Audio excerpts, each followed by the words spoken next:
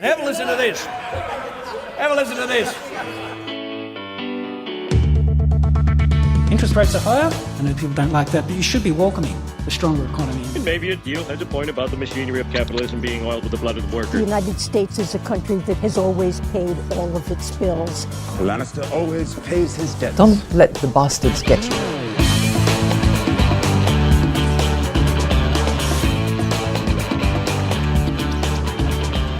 Hello and welcome to Comedian vs Economist. We demystify the world of money and help you get a handle on the bigger picture. My name's Adam and we're joined as always by my little older brother and real-life economist, Thomas. Hi, Thomas. Yeah, g'day, Adam. How you going? Doing very well, thank you.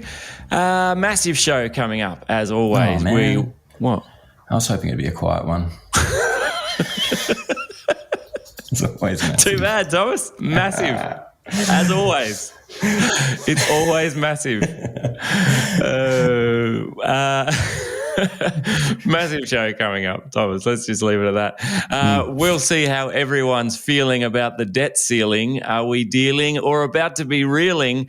And there's a new craze in town. More and more people are starting to work from work. Will it catch on? What can history teach us about this new concept of office work, as it's being called?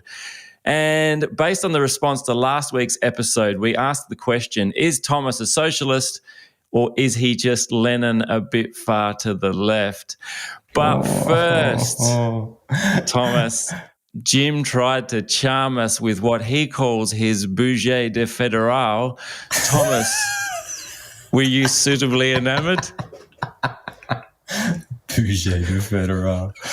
Oh, dear, that's good. The federal budget. The federal budget. Yeah. So we've had a week to digest it. I mean, all in all, I think it's fairly well received. I think it's probably the guide did pretty well. I mean, definitely well received on the sort of by the economics community and by the sort of business community. There's people there who would have liked more spending for more things, but that didn't happen. And I think with delivering a surplus this year, banking 82% of the revenue increases that Chalmers has got, that's seen as a strong start. And I think I think you do need to see it in a political lens. Labor's typically attacked for being big spending and a bit loose with the budget. So delivering the first surplus in 15 years or whatever it was, good result, kind of nicks that sort of line of attack in the bud. Can they take credit for that? I mean, or did they take a lot of credit for that? Well, they are taking credit for that. Right. Oh, well, yeah, they are, yeah. Yeah. I mean, and kind of the point Chalmers was making is we've had this big revenue windfall, commodity prices and lower unemployment help the bottom line, and that's more than was expected in the budget forecasts. But of that revenue windfall, we've hung on to 82% of it, so that's us. We could have spent it all, but we didn't. Even though a lot of people are asking us to do that, we've hung on to it, and that shows fiscal restraint, as the term goes. So a lot of people saying this was an inflationary budget. Well, that's what I heard. That's my mail. Is it? No, it doesn't seem to be. I mean, this is the coalition's line of attack, that it's spending into an inflationary setting, so that's going to add fuel to the fire and drive inflation higher.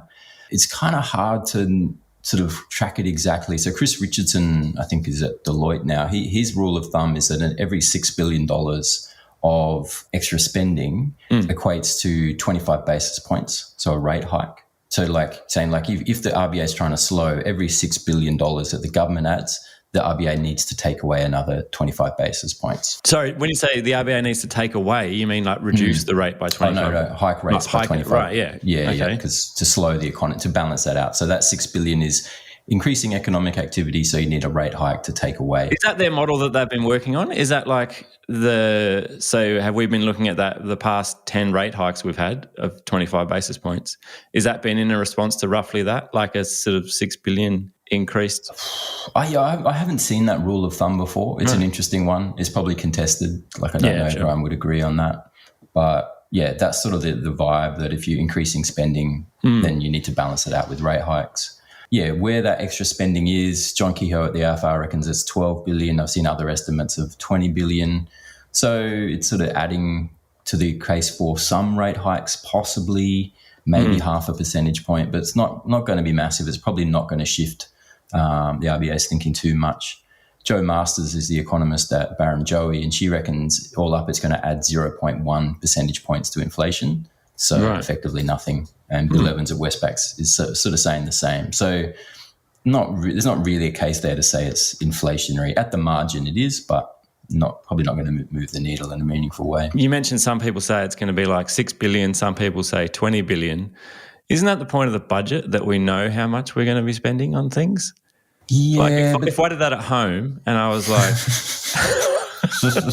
all right, so this month groceries will cost either $20, $100 or $1,000. So we just need a budget for that. I think, Anna would rightly take over the budget.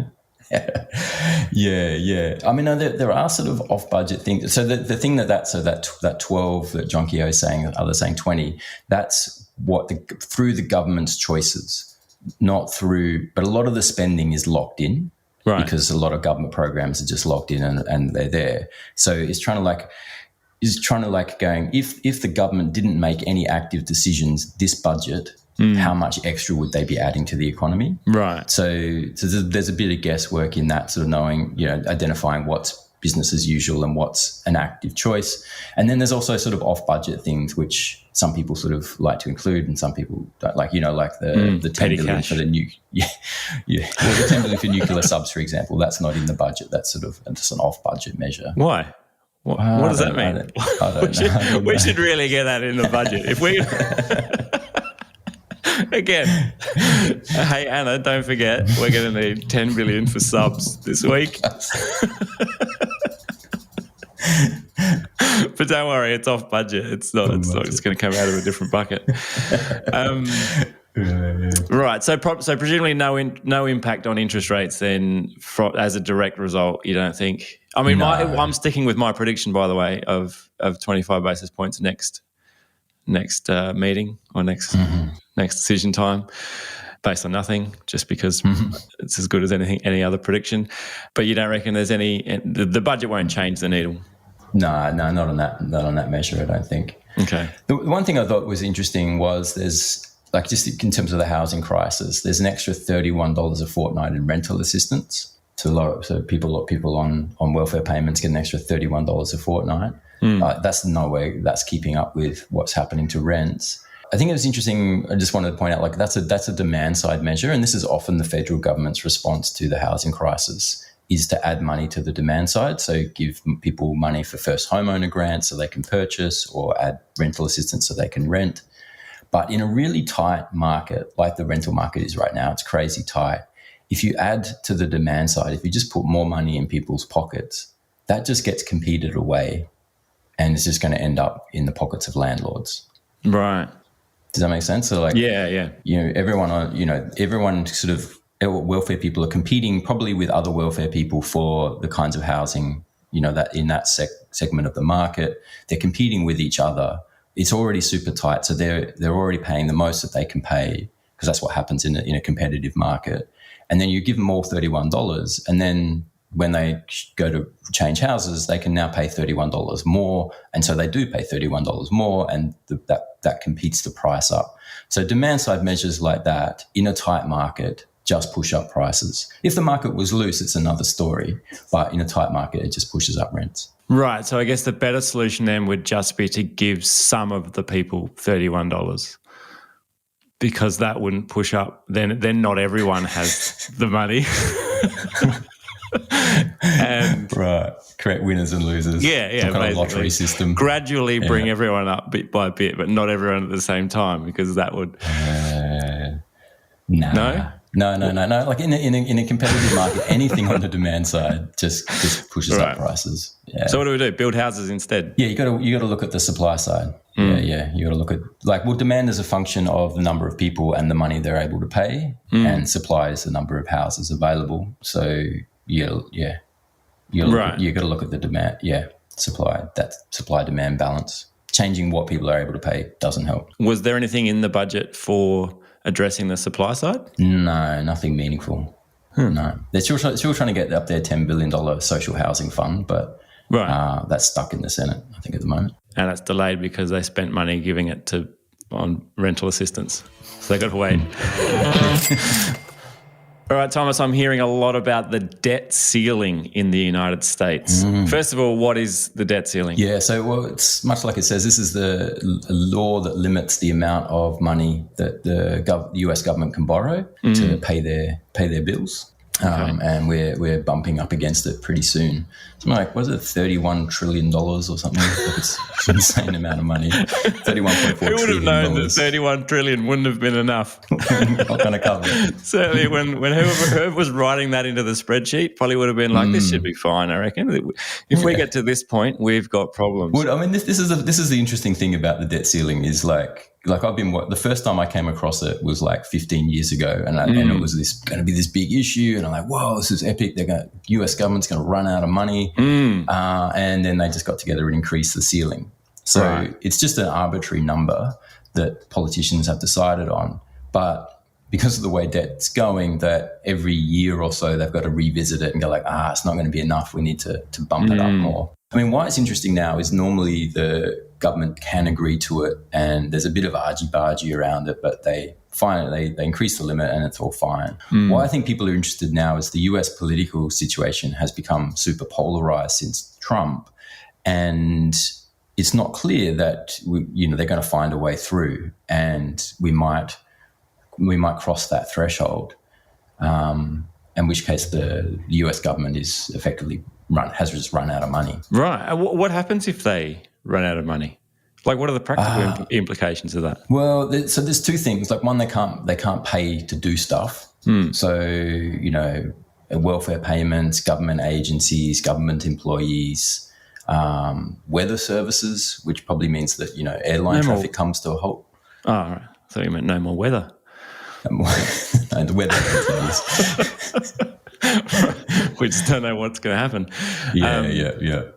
So like, you think about that, that's pretty epic. Like, all of that stuff is the social infrastructure of the biggest economy in the world. If that sort of freezes up, that creates a massive story. The other thing is that they can't pay their interest on their debts, so they can't roll over their debts, which means that they effectively become bankrupt. Which that causes the risk in treasuries to explode. That causes the price of treasuries to collapse. And because treasuries are sort of used as a sort of almost like a reserve currency around the world, a lot of central banks hold them as in reserves.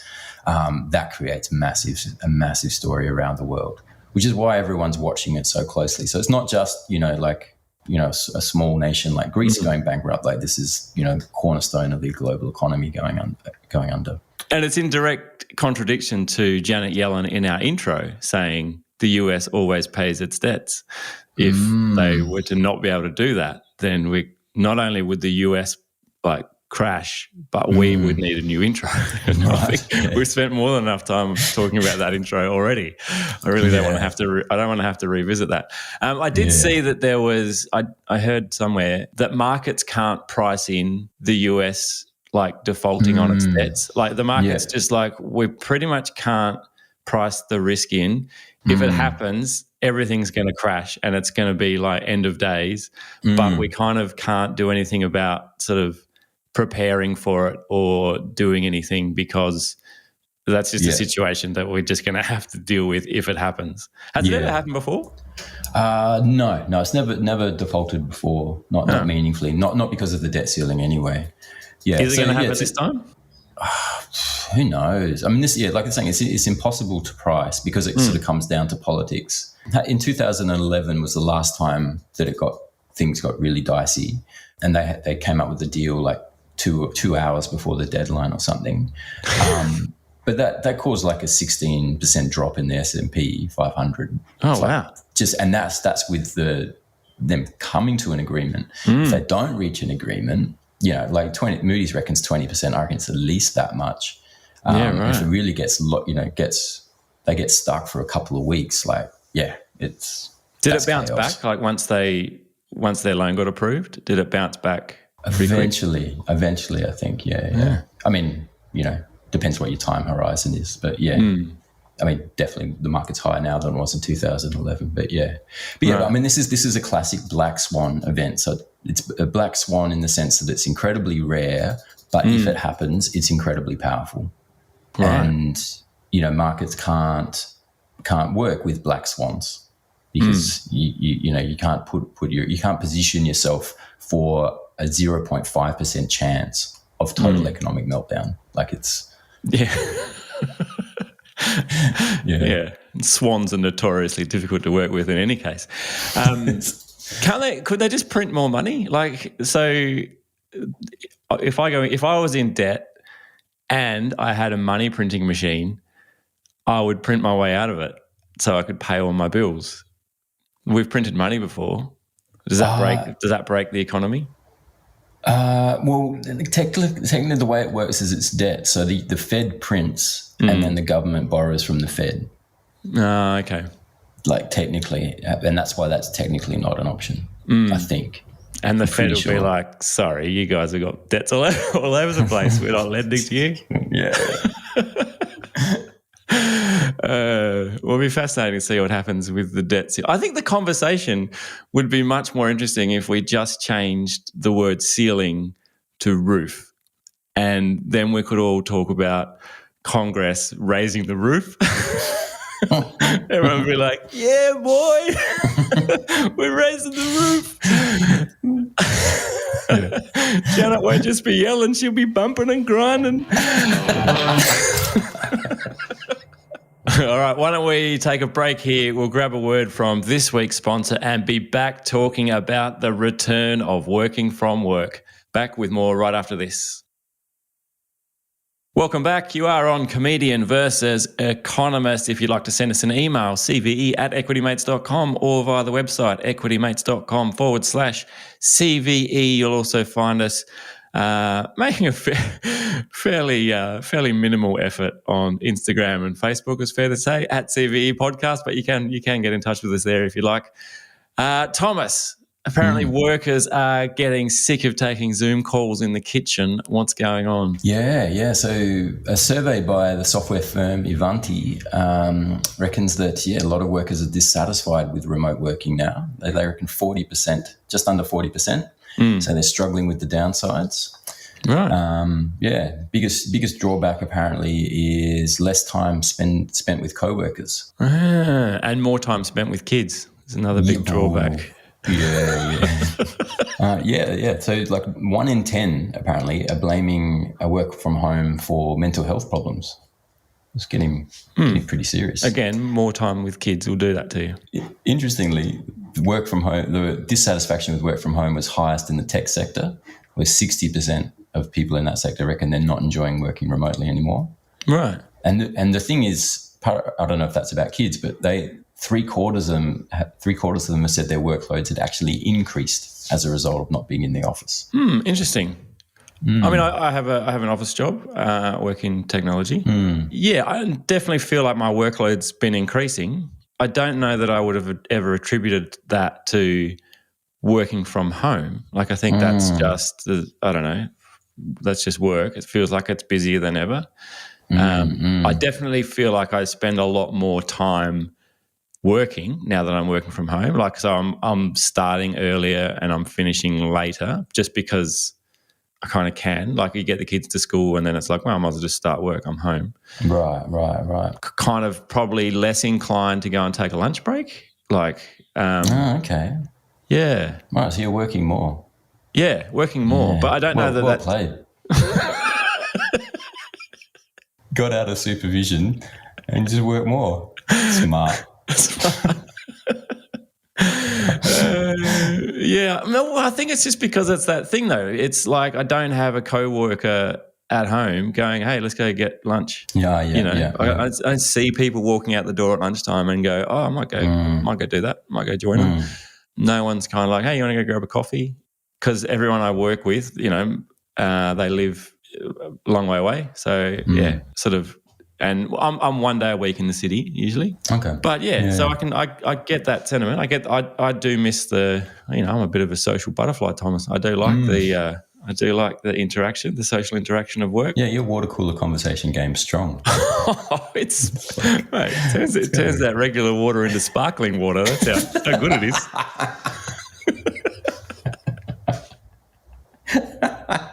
So that's from the employee side of things. What about bosses? What do they make of it? Are they keen for it to happen? Elon is. Yeah, that's right. I think the general trend is got some birds kicking off in the back. That's another reason to get back to the office. Less fauna.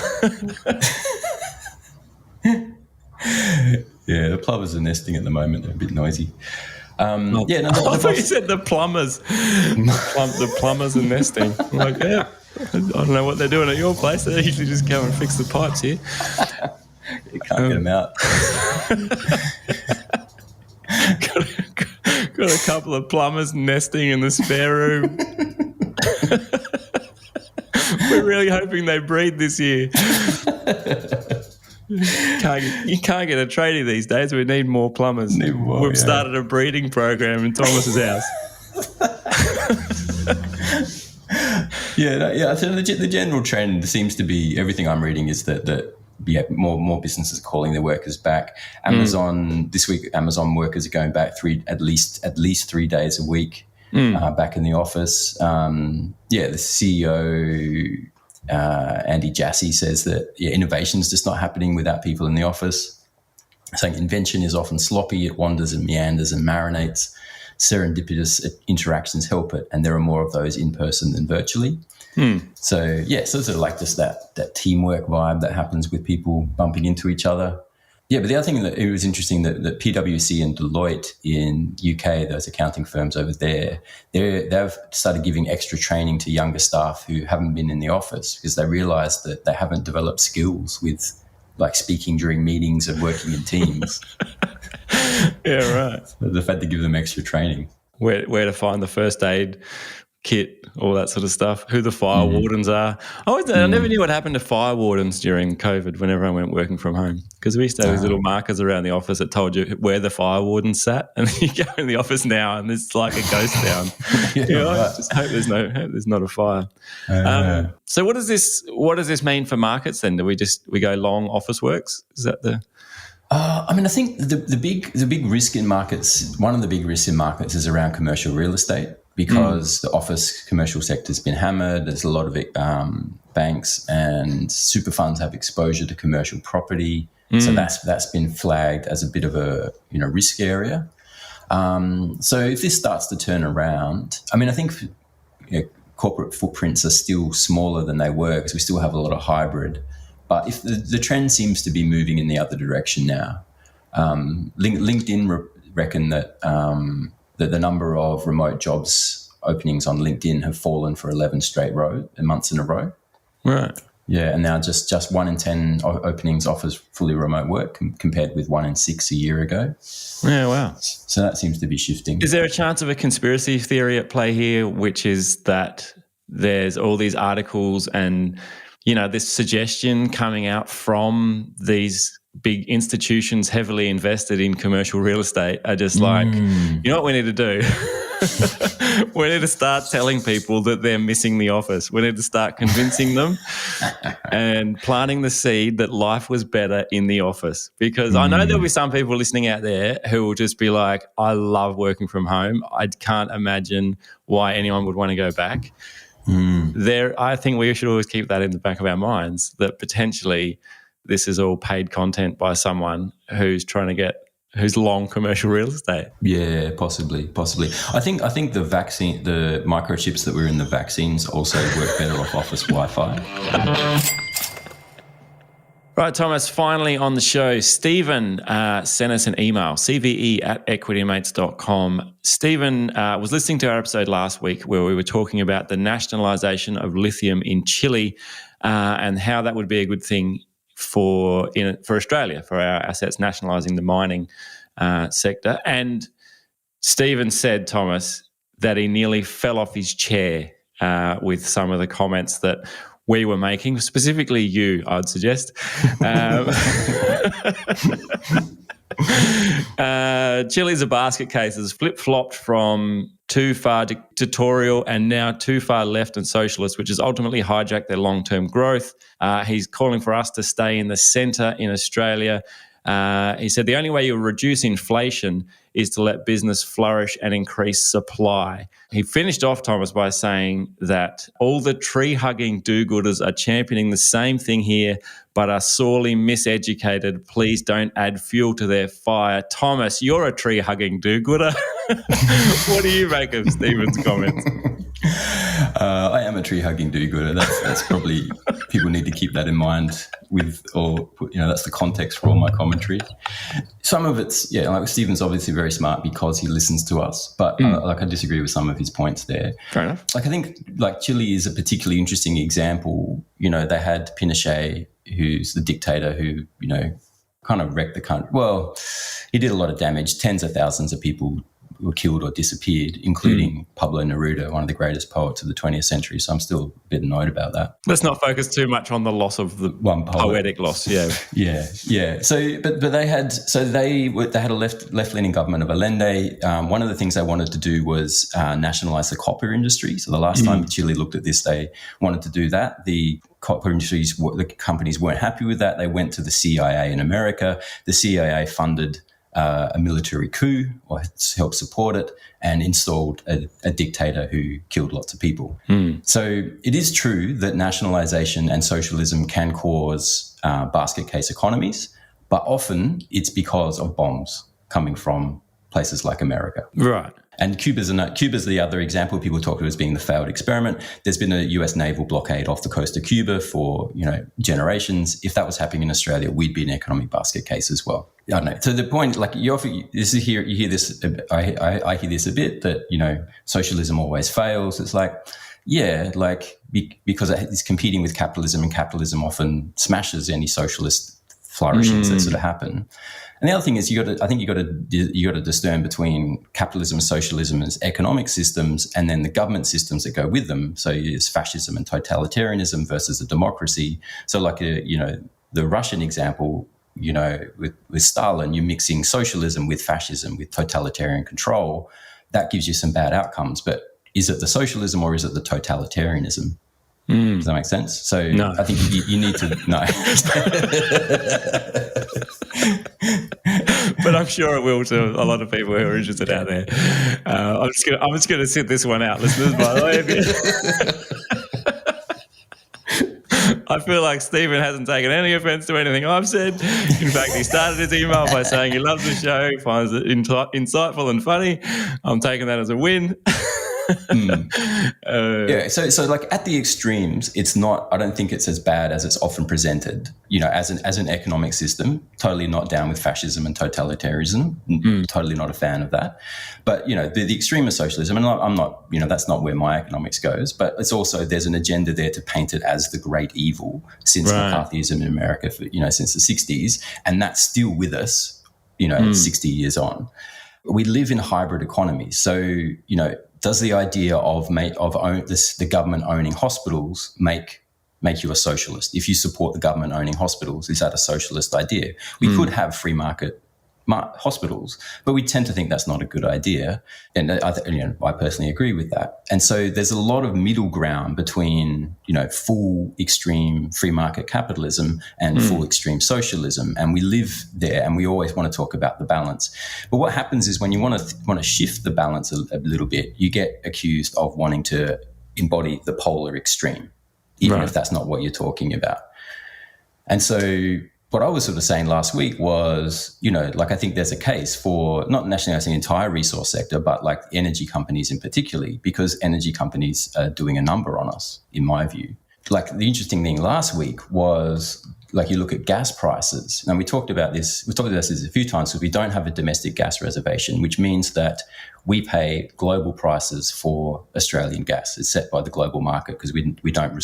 For the East Coast, West Australia has a gas reservation and they have cheap gas. On the East Coast, we pay global prices. And on Wednesday, East Coast gas prices were selling at $18 a gigajoule.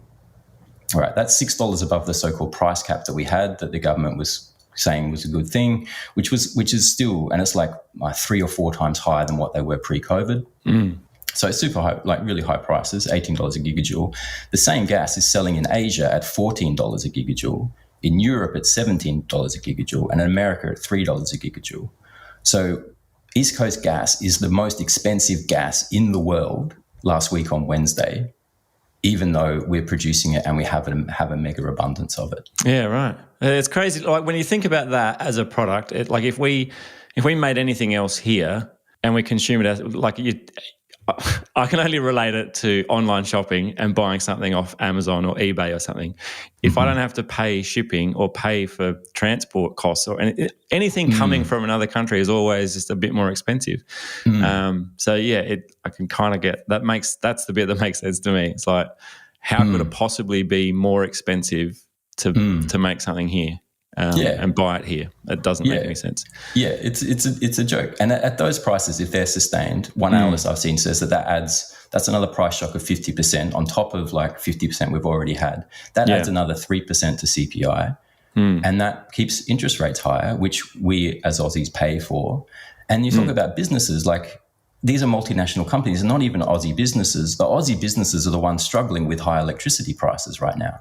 So if you want to support Aussie businesses, and if that's your own agenda, then bring the gas companies into line and make them pay, because they're all foreign owned. Make them support Aussie companies. And it's a bit of a joke that we don't do this. Like a lot of I forget who was talking about it. Maybe it was even Kevin Rudd or something. But saying like when he goes to international conferences, people look at Australia and just go, "Why don't you guys have a domestic energy reservation?" It's crazy. You have this natural advantage, and you just let multinational companies ship it offshore and sell it to, like China. 71% of Aussie gas goes to China. China is apparently the reason we're spending $10 billion building nuclear submarines. But we're letting multinational companies export our gas to China, our supposedly a strategic rival, while we pay global prices and our inflation's higher and our interest rates are higher. It's a ridiculous situation. But we're building the submarines locally, Thomas. Yeah. We're creating jobs. Jobs and growth. Well, there you go. Well, thank you, Stephen, for sending your email in. It was really, it's always good to get a counter view and to hear your opinions. So really appreciate that. And yeah, Thomas, always good to get your thoughts as well. So feel free to send us an email if you would like to, cve@equitymates.com, as I said, or via the website, equitymates.com/CVE. But that is all for us for this week. Thank you so much for tuning in. We look forward to your company next time. But for us, it is bye for now. You have been listening to an Equity Mates Media production. In the spirit of reconciliation, Equity Mates Media acknowledges the traditional custodians of country throughout Australia and their connections to land, sea and community. We pay our respects to their elders past and present and extend that respect to all Aboriginal and Torres Strait Islander peoples today.